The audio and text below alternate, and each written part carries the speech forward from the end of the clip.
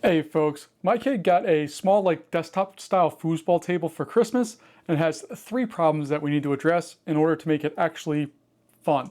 The first and most obvious problem is the handles. The handles are terrible. They cut into your skin, it's not fun to play on, they're really rough, they're sharp edges, they're no good. We need to redesign them. So the first and most annoying thing are these grips. Now this is one I took off of the original model. I went through and made a revolve. A revolve basically takes a sketch and then swings it around as central point. Think of like a door. Basically, I'm taking this closed loop here that goes through all of this, and then this part is going to be hollow on the inside. And all we're going to do is spin that around this central line right here. And when we do that, this entire shape is going to go through and make what you see. Now, we have a couple things in here that I just want to draw attention to before we move on to the next thing or the next problem that we have. First off, if we take a look at the sketch itself, you see how it tapers inward. And the reason why I did that and put a little bit of a round on there is just so that as it gets pushed into and onto the post, it will tighten on there so that if you're spinning, even if this hole is too large, eventually you'll be able to push it on far enough that it should friction fit on there with nothing else necessary. The only other things I did was put some chamfers and fillets to round out some of the pieces on the top and bottom, also going in so that when we insert it onto the post, it has a chamfer to follow in and works more naturally and more easily. And then you can see I stamped a little 2 on there because this is the second version because the first one I printed was too small. But that one's not a big deal to solve. The other ones might be a little bit more of a challenge. So here's the final print. It's an exact match. It fits all the same dimensions, and all they do is push on there. It's a little tough to do with one hand, but all it does is pushes on. It eventually will grab on. You can see it works no problem. I just have them on the wrong side. The black handles should go with the black players, and the white handles go with the white handles, but we'll get that solved. The second thing that we need to solve, now that we have the first problem solved, is that we have to have a way of going through and getting the ball into the field. There's no place to drop it or anything. It just is there, and typically when I've played foosball, you usually put the ball on the side and it drops it down onto the field. So it's more randomized. Not on this one. So we gotta fix that. So the first step to this was just grab some measurements and make a quick sketch of the outside profile. The idea here is that we're gonna make something that slides over the outside edge so we can figure out exactly what's going on. To do that, I just grabbed some calipers, a post-it note, and a pen that marginally works and went through and got the dimensions for that. At the same time, I also need a dimension for the size of the ball or the diameter of the ball so we can make it large enough for the ball to drop through and do all the things that we wanted to do there. Now, the second part we're going to work on is the ball drop. There's nowhere to put it in for the game, and I just don't understand that. So we're going to go through and create something that works with that. The first thing I want to do is make the profile of whatever that is, just so we have a general idea of what it looks like, and then we can follow through with that. So it's 1.6 inches according to our measurements. We'll go down 0.5. I'm just going to do it a little larger at 0.55 because it doesn't have to be perfect. And then this is going to go back 1 inch, not 41 inches, 1 inch. There we go. We'll bring that back over here and this. Now, this is the solid piece that we need to design around. Basically, the ball dropper needs to go over top of this and then kind of clip onto this area, which is why I'm looking at that. I might actually size this back at 5 or 0.525. Which is what it came up with when I actually did the measurements. So we just have a little baseline to go from.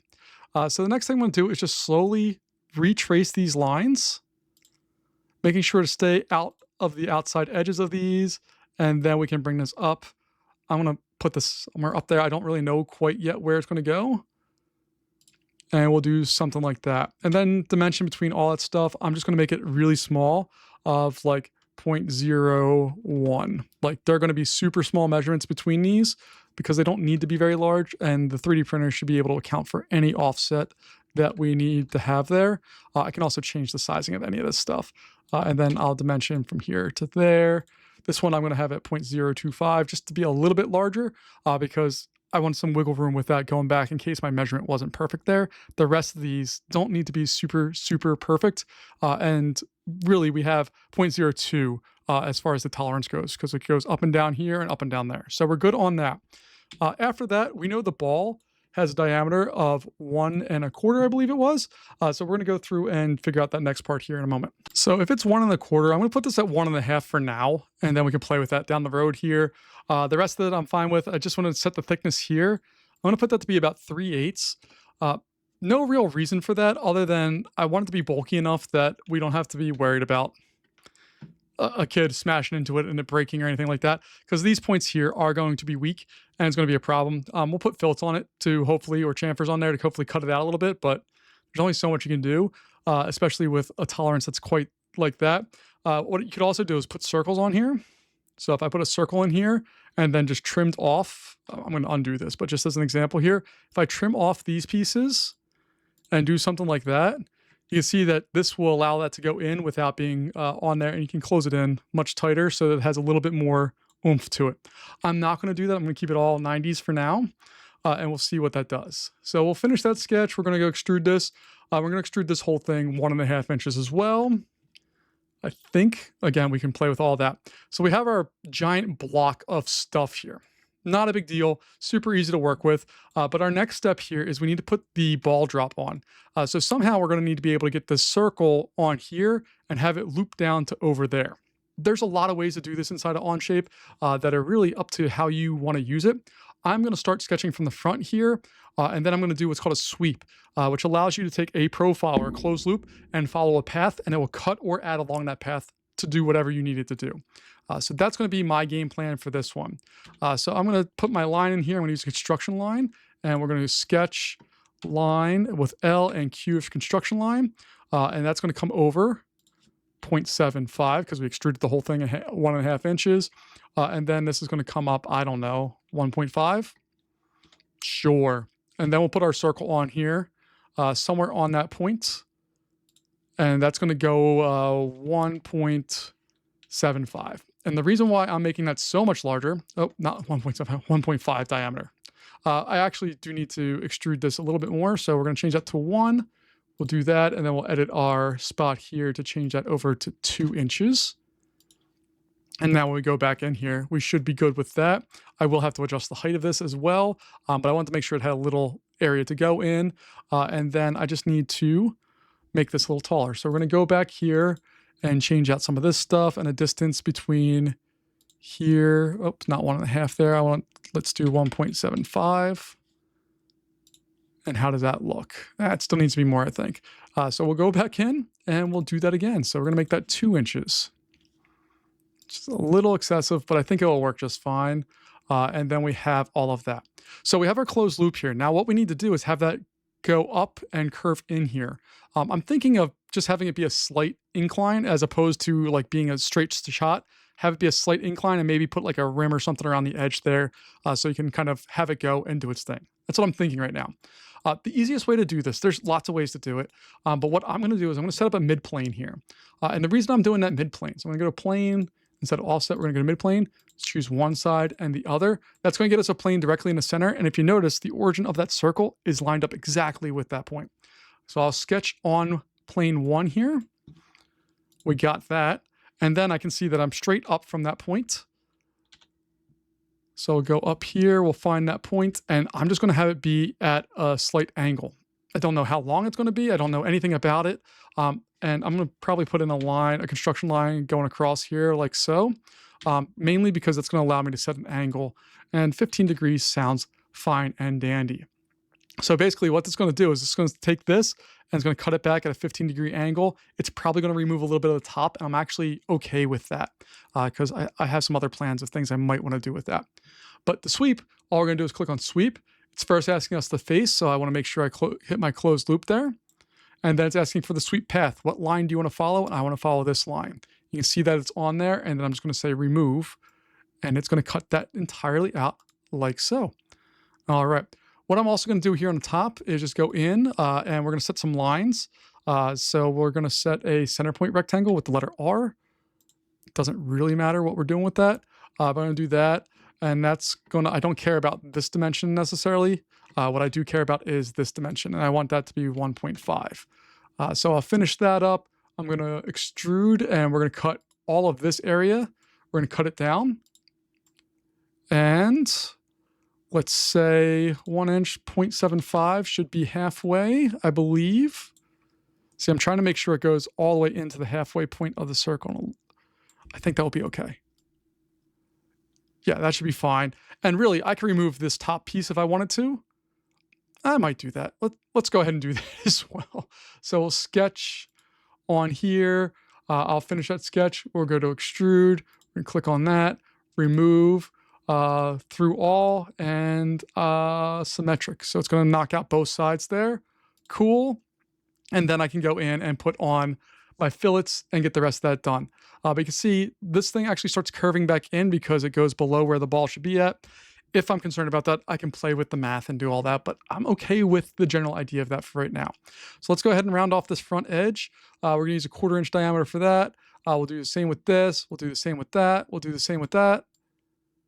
And yeah, baby, that works. All right.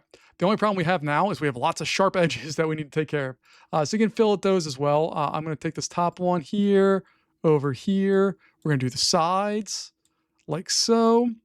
I should probably do the bottoms and this area that rounds into that. Uh-oh. So sometimes you just got to do things in steps and on shape. We got that. And that one's fine being sharp because it's going to go right into the edge. This area here is going to be a little weak, but I think it'll be okay. And I probably should, I'm going to round off those front edges there as well. But we'll go back in and fillet these. So smack that one. Oh boy, that one's going to be a much smaller number, maybe 1/8 of an inch. Maybe not 1/8 of an inch, maybe a 1/16. Yeah, that will be fine. We don't, again, it doesn't need to be something crazy or wild. It just needs to be rounded off there. And then I want to round this bottom area off, even though I don't think anybody's going to touch it. I think it's still important to round that area off. And we have that in there like so. Okay. I'm not touching these edges. Maybe I should. This is where on shape and design stuff gets fun because you can do pretty much anything and it's okay. Like it's not going to hurt anything to do those little add-ons, the little changes that could potentially cause you problems. We don't have to worry about it because we're going to make sure we got all of that stuff in there. And there we go. All right. I again didn't touch these corners here, mainly because I'm worried about the strength of them. This isn't going to be a super solid part. I could, if I really wanted to, put a screw hole in the bottom to drive up so that this thing will lock into place. But really, I could just put some sticky tape on here and lock it into place without any problems there either. So that one should work. We're going to throw it in the printer and see what happens. And then we have one more problem to solve, hopefully. So this was a really easy print, just printed it from the bottom going straight up. It worked really well. It's a little large, but I also didn't put double-sided tape on there. Once I put that on there, it will have enough space to go through and do all the things. And you can see I can drop it in and it works no problem. And then our third and final problem is that the ball where it gets scored at the goal has this big cavity inside of it and it's really narrow opening to get your hands in there and try to get the ball if it goes into one of those corners. So we need a way to make sure it doesn't do that. So all we need to do is make some type of insert that allows the balls to travel towards the center. The opening is a total of 6 inches, which is great.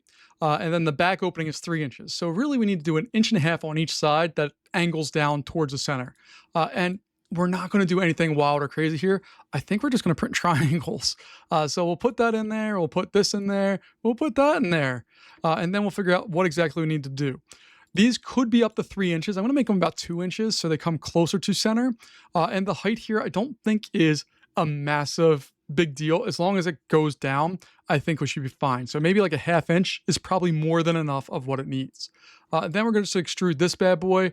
And we're going to extrude that a total of 2.375. The opening's about 2.45-ish. This will give us just a little bit of wiggle room.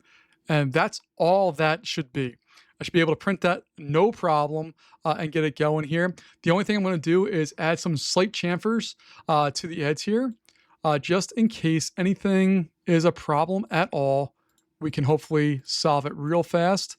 And we don't have anything that's sharp on the edges because that's my main concern here. But that one is super easy. We're going to print out 4 of these and then we'll put them in there and see what works. So these are by far the easiest prints. All they are is little triangles. You throw them in there and slide them off to the sides. I didn't need to attach them or anything. They just are there to serve one on each side so the ball comes in towards the center. If it gets stuck in that corner, it's going to naturally want to go towards that opening. And it's a really easy, simple solution to the problem. And that's all there is. I mean, we went through, modeled the designs, came up with solutions, tested them out. They all work and they do what they're supposed to. Are there refinements that need to be made? Absolutely. Does it matter for what we're doing right now? No. So we solved the problem. We went through and got it all done, 3D printed, and ready to roll. Let's go play some foosball.